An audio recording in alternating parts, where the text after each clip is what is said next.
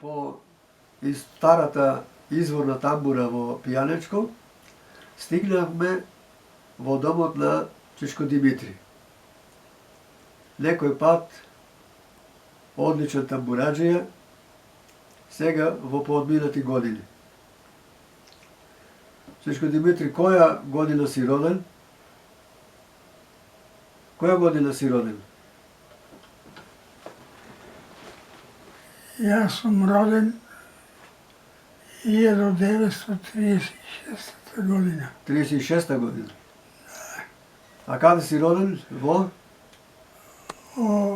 Село? Јас секој практикувам да си кажувам селото Црквинец. Селото Црквинец. Да. Превидејќи селото Ветран после дошло, кога се менили тие власти тука на нашите терени,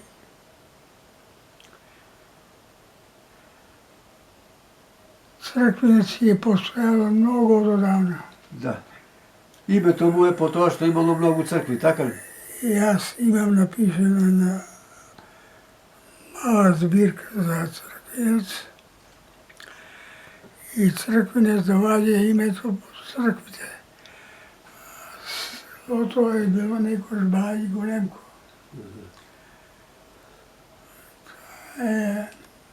Тоа кога се сменили, кога се одделила Источна од Западна Римската империја. Да. Добро, Чичко Димитри. Јас знам дека ти многу знаеш за твоето село, меѓутоа нас денеска не интересира за инструментот тамбура. Имаше ли во твое време тамбураџи во Црквинец?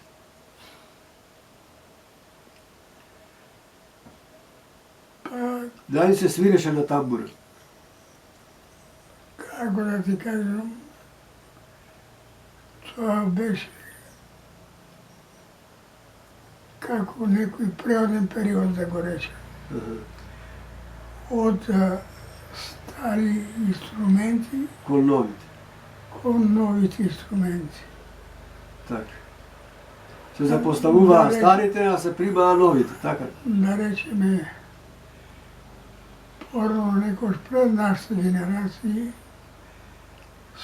ширеле луѓето На тамбура. на домашни инструменти, домашни Да. работи. На инструменти кои може секој инструменталист да си ги направи.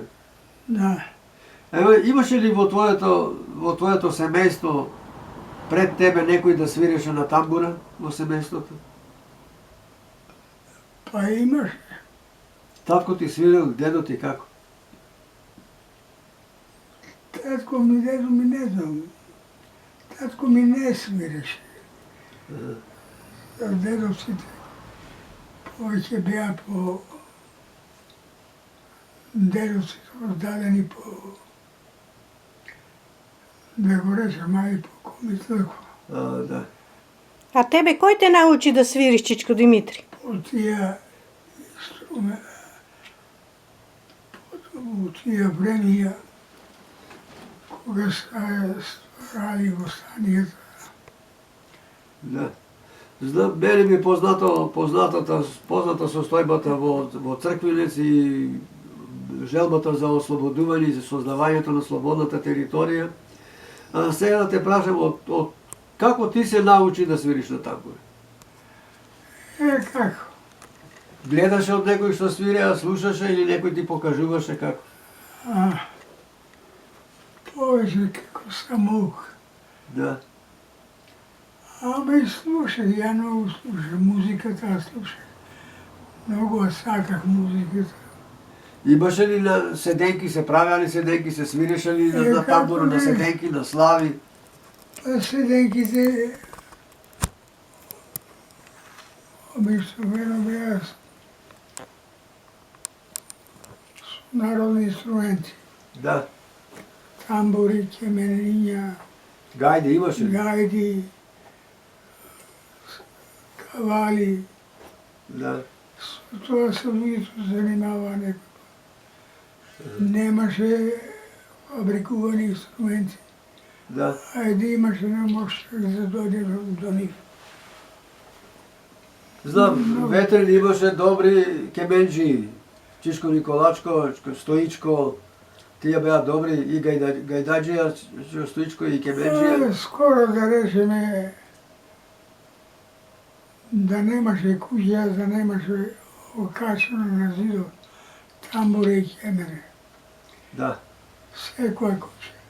Има сега, наоѓаме по некој пат, некаде каде одиме, закачена тамбурата уште стои, а тамбурџи нема. Останала сама, осамена, чека некој да ја земе да засвири. Има. Младите, Има, младите не... младите повеќе ја чуваа како спомен, а не да свират со неа, така ли?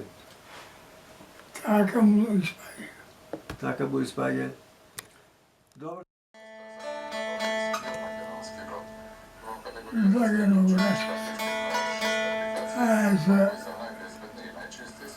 висок крупен човек со толерација.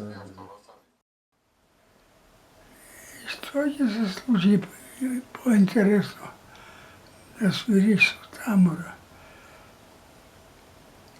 Дали те гледаа момите, дали те белдисуваа момите кога свиреше со тамбур? И кој знае тоа, тие си знаат. Ја не мога да ги читам. Бабата дали те дружеше со песна кога и свиреше ти на тамбур? Од кога се седелме, по некој пат дружеше. Добро. Па тука по наши крај и ден денеска ја желувам за песните на Крале Марко. Многу песни се пееше Со тамбура. и на тамбура, и на кемени, и на гајда. Многу песни се пееше за Крале Марко. Тие Ти- полека се подзаборавени песни, веќе ги нема. Нема. За тој човек ми е жал.